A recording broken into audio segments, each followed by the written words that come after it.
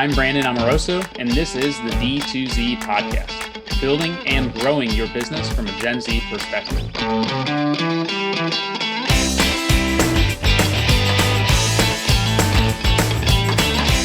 Hey everyone, thanks for tuning in to D2Z, a podcast about using the Gen Z mindset to grow your business. I'm Gen Z entrepreneur Brandon Amoroso, founder and president of Retention as a Service Agency, Electric. And today I'm talking with Tim Calise, consultant investor in service-based businesses, primarily SaaS, and a lot of early operators who are scaling out of the under $3 million a year in revenue range. Hopefully I didn't butcher your last name, but thank you so much for coming on.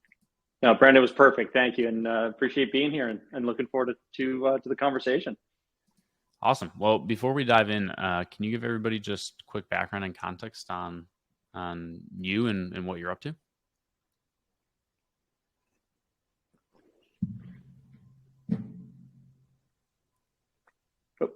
It stopped. Quick background. My name is Tim Calise. I kind of have a storied background. Started my career in the hedge fund industry, so in the investment space, where I raised over $300 million before the age of 25, and then spent over a decade in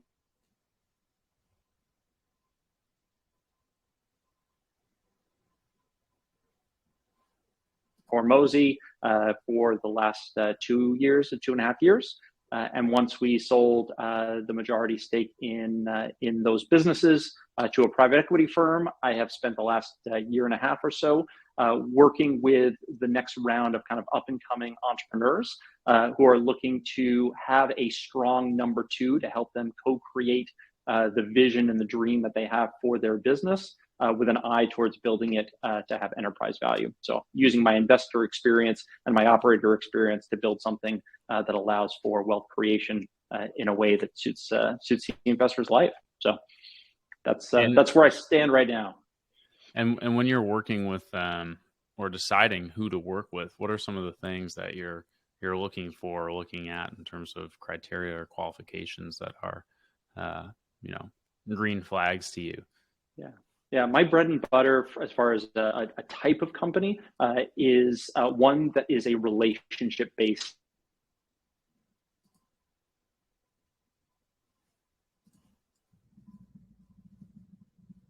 Where we can have multiple buying decisions and a longevity, like a long LTV with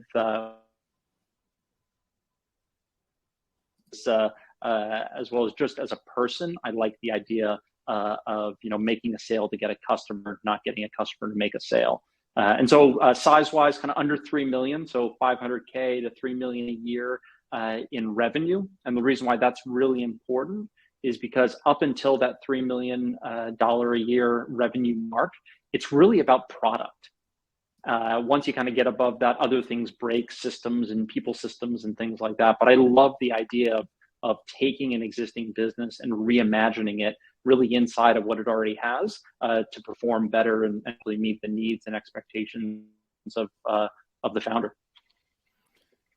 And so you're typically working with, pre-established businesses, not necessarily like just starting. I like the people that I work with generally have some reps under their belt. So the kind of product market fit is something that takes a little bit of trial and error in the beginning. And so having sold something to someone and being able to get some kind of feedback around, some metrics around, does it work? Does it not work? Are we overpriced, underpriced? Are we even are we hunting in the right area? Is really interesting information and critical information. Because if we know who the avatar is and we know who our core client is, then we know better what their pains and aspirations are, and we can reimagine some of the product decisions that we're going to make around what those look like. Instead of, I have a lot of folks that have called and said, I have an idea. Like, well, who do you want to sell to? Everyone. That's a little bit too raw of an idea to be able to kind of make some real progress. And I work with a lot of folks in a group, so being able to have some of that experience is, I think, really critical. Because sometimes in the beginning, it's just you got to put some skin in the game. You got to enter the arena, if you will, to be able to have some of that experience. Yeah, no, that makes sense. it's like sell to everyone and you're selling to no one, versus selling to a few and going really deep in a particular area. That's at least the approach that we've historically taken, is more of a vertical based approach to sales and to growth, and going very deep in one area, and then you can always expand thereafter, versus trying to be everything for everybody. Yeah, spot on. There's really two ways to do it. You can either niche down, right? So, whether it be in a kind of specific vertical, as you mentioned, or it can be kind of intention based or behavioral based to some extent. Like, this is the type of person I am. This is what I like to do, and here's where my zone of genius is. If that resonates with you, then it might be a fit. One of them is more of a direct response. It's kind of shorter term. Brand and positioning and intention is more of a longer term play, which I think I encourage folks to think about as over the course of years and decades. Mm-hmm. So, obviously the the macro environment has been changing a lot within the investment community, specifically within SaaS. What are you seeing in terms of like today, in terms of trends? Like, are we sort of coming out of it a little bit? Is investment activity picking up? What are you advising your founders right now, especially those that are under the 3 million in ARR, to sort of ride out this wave and make it to the next sort of fundraising round? Yeah, so I think the companies I primarily work with are they're not we're not in the stage of burning lots of cash. We, generally speaking, I implement what's called client finance acquisition, or having a profitable acquisition system. So one of the first things we do is, how do we acquire a client at a profit? So how do we take our ad spend or cost of acquisition and get that capital back as quickly as possible? So the businesses I choose to work with right now are not ones that are going to go into having large capital needs. They are ones that we've kind of taken the micro progress that they might have made, and then just expand upon it, call it, fan the flames, if you will. And then once we are able to acquire those clients, we know why they're coming to us. Then we look at the customer journey thereafter, and that's driving LTV and reducing churn and things like that. So I'm finding, personally, I like to find things that are a little bit more defensible, depending on the economic climate. Right now, there's a lot of talk, of course, around technology and AI and the impacts and things like that. A lot of the businesses I work with, are really kind of bread and butter type businesses. They're not, super hot, very street type businesses where, they're either going to be a $1 billion exit or they're going to be a zero. Most of the people I work with are looking to build a sustainable, really sellable business primarily for themselves. They're not usually PE backed or anything like that. So they have the ability to kind of wait it out. They don't have any artificial timelines and things like that. Yeah. So how do you go about building a product in that way where, you can start generating revenue and make it profitable without having to go, raise a bunch of money to actually get a product to market? So I feel like that's one challenge I've seen some founders face is, they want to build this product, but they don't actually have the capital to even get started on it.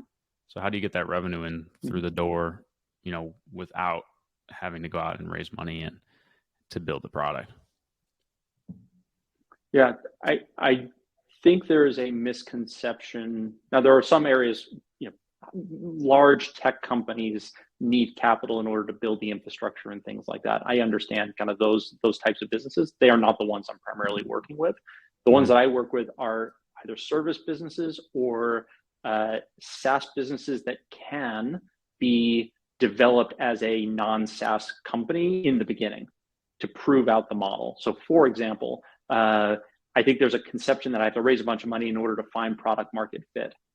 I personally believe you should be more capital constrained in the beginning, and go and find the type of avatar. And if they will buy the even chewing gum and duct tape put together version of what you're trying to create, at least you've got some directional experience to start to build some of these things. And I think the classic example of this is the "if I build it, they will come" analogy. And I think there's a false pretense that says if I build this really shiny object, the reason why people aren't buying is because it doesn't look great. The reality is, chances are you're probably off of the mark of value creation. So if you just spent more time on that in the beginning rather than raising capital to validate the idea, then when you go to raise capital, you're on a much more solid foundation, and the returns will be different. You'll ring the investors want to understand risk, right? At the end of the day, and so the more money you need and the more risk there is, the larger percentage of the company you're going to give up. So if we can come to the investor to an investor table and say we already have product market fit, we have the evidence, of traction, and here's why we're trying to raise capital. If that's above and beyond, if it's to accelerate something, that is a reasonable thing to do. I generally frown upon the idea of let's go raise $5 million to hopefully see if we have a good idea. That's just not where I play. There's lots of VCs that will do that, but they only have to win, 1 out of 100 bets. Right. I invest my capital in a way that's a little more conservative than that. Yeah. And it's interesting, at least dealing with investors, the various types that exist out there. There's those that would be far more interested in, a bunch of, more stable but smaller exits. And then there's those where, if you're not telling them that, we're looking to take this company public or, to like a ginormous exit, they're not even interested because it's not worth their time based off of like their fund size or, what the way that they just think about going about doing investing. Feels a little bit like, just gambling at a certain point. Yeah, I mean, they know their models, right? You only need one Facebook, in a portfolio of a lot of other allocations to make it all work. It's kind of the classic example, but you're talking, and I think it's a really good point, Brandon, because I think as individuals or even smaller investors, we look at other models and try to replicate them. So take, Andreessen Horowitz, for example, they have billions of dollars that they allocate. They already know they're going to lose money on 90% of the allocations that they make. Yeah. That's built into the model. It does not keep them up at night. As a smaller investor, I don't have the luxury of losing on 90% of my bets. And so if I try to act like them, it's not going to work out. And I think it has become a little bit of this idea of, following the footsteps of someone else. And it's you can go bankrupt that way. I mean, you can lose literally all the capital that you have if you don't have deep enough pockets. The other thing is, and as you rightly mentioned, not all investors are the same. So for me, I am an active investor. I put money and my time and my impact into these companies. So I have control from an operational perspective. I have influence, if you will. There are other investors that are purely financial investors. They put money in, and all they care about is return, and they're not going to tell you how to do what you need and what you're planning to do. They kind of sit on the sidelines, and you will be judged by the scorecard. That's a very different type of investor. So you have to, if you are the type of person, if you are raising capital, make sure that you know the type of investor you're getting, you're aligning yourself with, because if you don't, you'll be surprised either way. But if you're expecting a silent partner who becomes an active partner, it's a very different setup than you might have been planning. Yeah, or reverse. You're expecting somebody who's going to be a value add. Absolutely, and they're not at all. And time frames and investment and things like that. Yeah, you have to have alignment for sure. And I think in many cases, many people, especially partnerships, they have too much overlap between they don't have complementary skill sets. A lot of people bring on partners because they enjoy spending time with them, and they have alignment of like, we do the same things and we like the same things and we can talk and things. The reality is those partnerships almost by definition means one of you is not needed. Right. So you have to make sure when you're raising capital that you have complementary value. Yeah, I think building out, that founding team is critical in having a successful business or not. Spot on. What are some of the things that, you see when it comes to the makeup of founding teams, and what makes those successful versus those that are not?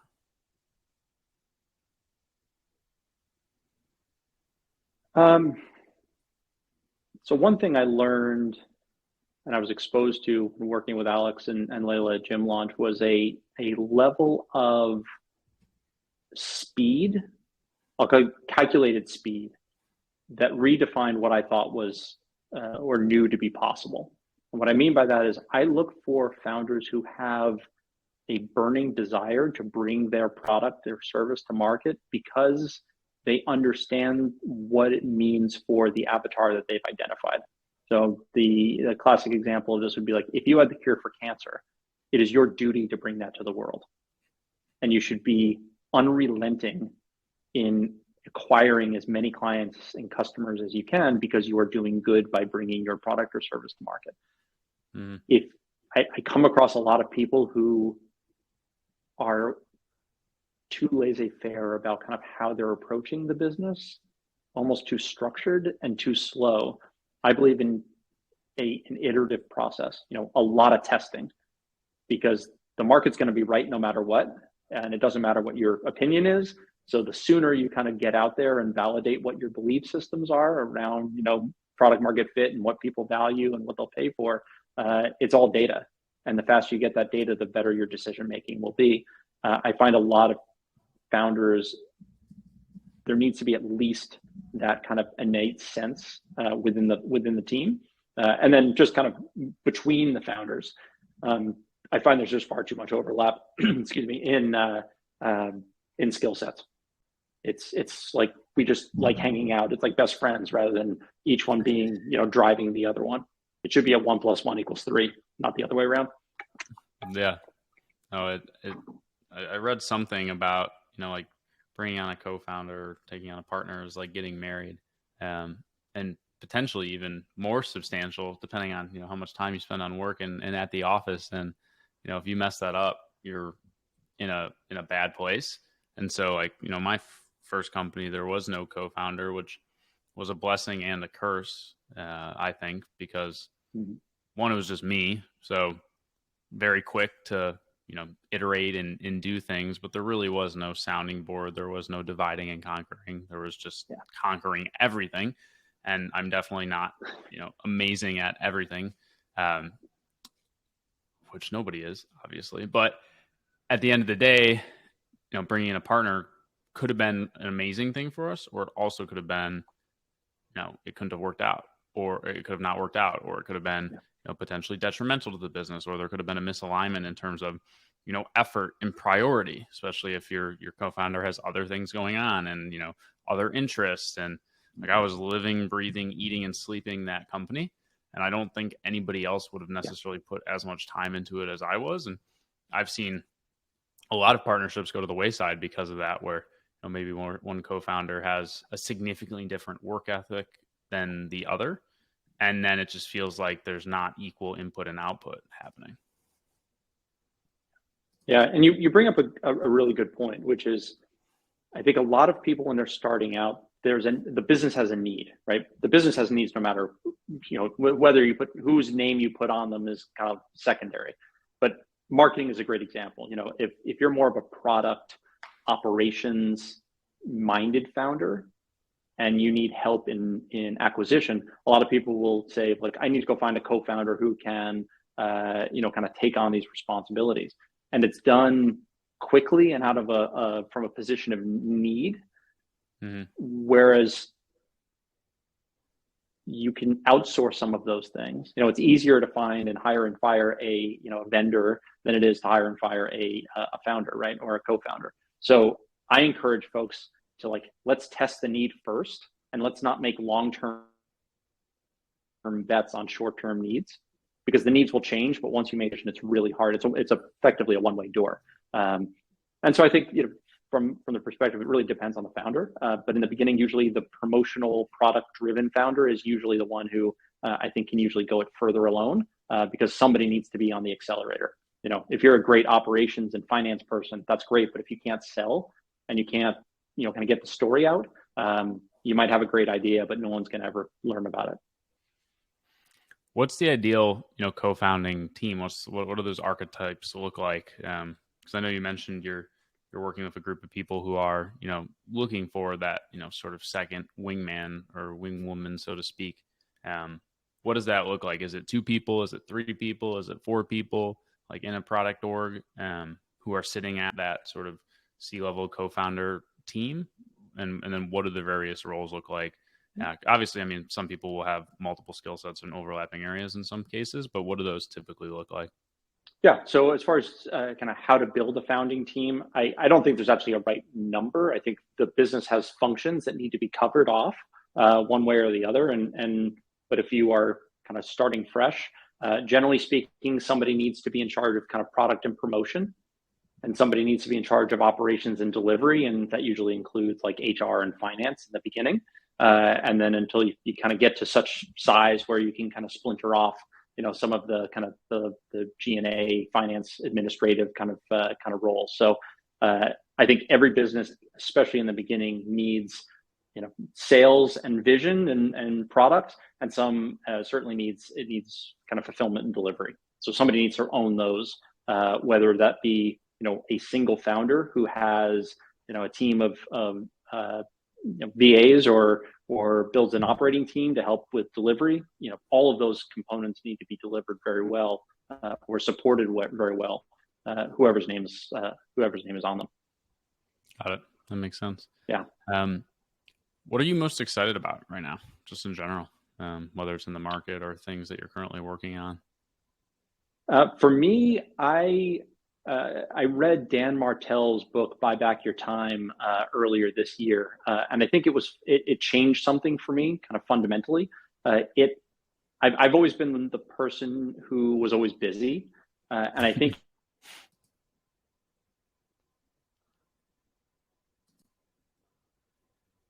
where some of the holes were in my thinking.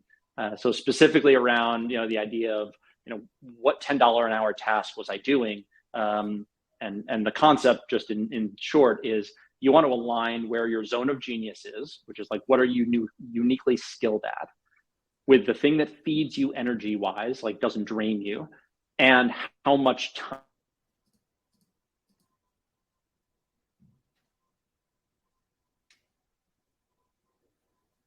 on them. That would be like the bottom left on the chart of probably bad decisions to make. That's where all your waste is. Conversely, you want to try to build a life, in my opinion, where you are in your zone of genius as long as possible, that feeds your energy, and you spend as much time there, and then get rid of everything else.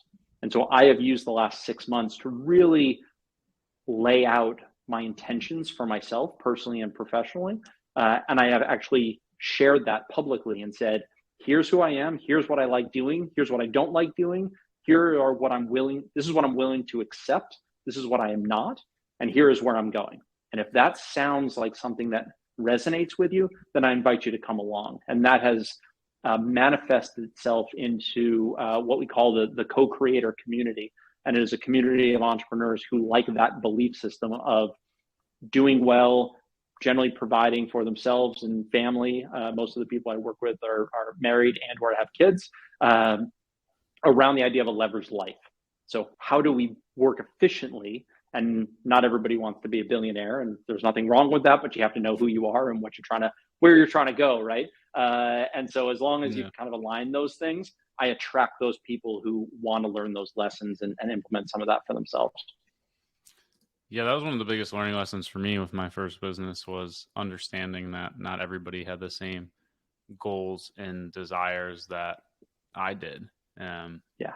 And it sounds stupid, but I just assumed that, everybody wanted to become a CEO or become an entrepreneur. And they were all just working at Electric at that time for the sole purpose of eventually going to, do that, or, to try and go and become like a billionaire, which is definitely not the case. And that led to, some promotions and things where all I should have done is just had a conversation with the employee and asked them, what do you actually want to do? Like, what are your goals over the next, 6, 12, 24 months? Do you even know what you want to be doing in 5 years? I mean, most people have no idea, or they have maybe a framework or a construct around that. And then, it's on me and on the company to be able to help them get to that. I think both personally and professionally, because, so much of your work is tied up into, your being and who you are and your personal aspect of your life.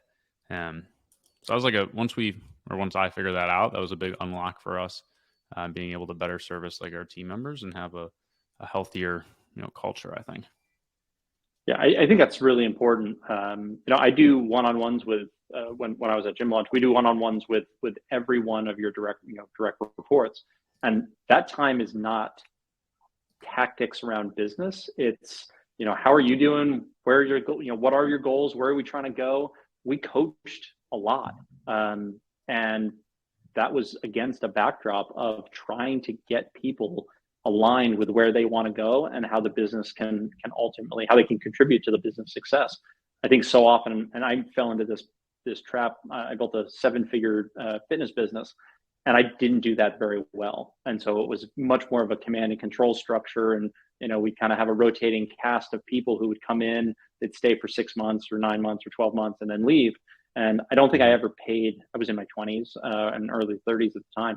I just don't think I paid enough attention to that. And the more I have been able to align those, the better off I've been. And some of that came from a revelation or a reflection that I think there's an idea of everybody wants to own 100% of the company.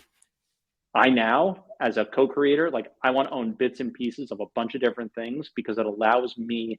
You made the comment earlier of going deep, vertical. I know what I'm really good at. And what happens is when you think that the company you're in or the company you founded is the one and only thing you're ever going to do, by definition, you start to, you get this drift. So instead, I've basically said, I'm going to stay in my lane, but I'm just going to have a lot of lanes. And I'm not going to deviate. And I think that's important for people to recognize. What do they like doing? Because I think more often than not, where things go wrong is when you take a promotion that you're not comfortable with, or, there's so many, sales is a great example. I know a lot of great salespeople who became sales managers and then hated their life, right? They hated coming to work because they love the chase and they love the process. Once they became a manager, they lost all the motivation. So just knowing that is really important because there's a very well compensated role for every answer to that question. But if you don't take the time to answer it, you're going to be kind of lost trying to find it. Yeah, there's literally somebody I was talking to just last week who that exact same example, took the next step in sales and after a couple of years actually went back into, the thick of things, wanted to be on the front lines and was far more valuable to the company as that, sort of, I don't even know what the term would be called, but I don't want to say assassin, but the one-man army who would just come in and, close all the crazy deals and all the crazy business. And that was their rush and what they thrived on. They didn't want to manage, 10 other people who were trying to do sales and trying to, close deals. Yeah, I know an 8-figure coach consultant who has high ticket coaching options. His sales guys get 10% on $1 million program. Mm-hmm. So if you're a salesperson saying I have to become a manager in order to make more money, it's you don't have to close that many deals at 100K commission to have a pretty nice life and get to where you want to go. And if you stay hungry, maybe that's the right decision for you. So, but again, I think a lot of, especially now, with the influences or the outside influences that are just permeating everything. Now it's as important as ever to really take the time and understand what that is, or else you're going to follow the path that you think somebody else is going to lay out for you. So you mentioned a lot of your founders have, or they're married or they have children. How do you see, the work-life balance and what are some guardrails that you can put in place to still have a thriving and successful company, but, also have a thriving and successful personal life? Because I don't have any experience with that. It's just me and my dog. So I really just do whatever I want. And more often than not, it's work. So what are some of the, tips and tricks and things that you've seen work well for those that, have other responsibilities outside of, just themselves and their business? Yeah. So I remember very vividly, I was sitting on my back deck of my house when I was 25, and I wrote a letter to myself at the age of 40. And it was I want to be retired when I'm 40. I want to so it's a sprint between here and there, now and then. Mhm. And I'm now in my early 40s. But in retrospect, I didn't want to be retired. What I really wanted was options. I wanted freedom. And I think in so many cases, the work-life kind of concept really comes down to how much freedom do you have to set the course for yourself in a way that you desire, right? Generally speaking, if you're like, well, I want to be, so for me, I coach my daughter's lacrosse team. So I want to be able to have the freedom and the flexibility and the option to go and do that without it, kind of coming back to bite me. I want to be able to be home for dinner, things like that. So you have to set what you're willing to accept and what you're not. So reverse engineer the day. And one of the best pieces of advice I got was, at all times, you should know what your perfect day is, your perfect week, your perfect month, and your perfect year. Like, what does that look like? Because that's the framework around how do I manifest the thing and how do I make this thing come to reality. So I think we have a lot more control than we sometimes give ourselves credit for. And if you're not in a role or a position where you have what you want, then you should go out and try to find where a better fit might be. Yeah, for me at least, calendaring literally everything keeps me structured and also makes sure that, the things that are priorities to me or that I want to become priorities for me actually get the time and attention that they deserve. And so, my calendar sort of runs my life, both professionally and personally, which might be a little bit overkill for some people, but works really well for me in being able to, have the things that matter to me actually happen. Because if it doesn't show up on the calendar, it's not happening. I tell my family this all the time too. Like, you want to text me about a trip? Well, that trip's not happening unless we actually, get it on the calendar, because something will, just assume it. There's so many different things that are always trying to get into the day to day that it's very difficult to keep that sort of sanctity. Well, thank you so much for joining us. But before we hop off, can you just let everybody know where they can find you online? And then also it'd be great if you could just repeat sort of the types of businesses that you typically work with, so that those that are listening know, who might potentially be a good fit for you. Yeah, my core audience is our service-based businesses that have a membership or a recurring revenue component to them, or if they either do or would like to, from about $500K to $3 million a year in revenue. And you can find more information at timcalise.com. That's TIMCALISE.com, as well as Facebook and LinkedIn are the best ways to get a hold of me. So feel free to shoot me a note. I've got lots of resources, especially if you've listened to this show as a supporter. I'd love to send your way and happy to help in any way that I can. And I really appreciate you having me on the show, Brandon. Yeah, of course. Thank you for joining. For everybody listening, as always, this is Brandon Amoroso. You can find me at brandonamoroso.com or electricmarketing.com. And we will see you next time.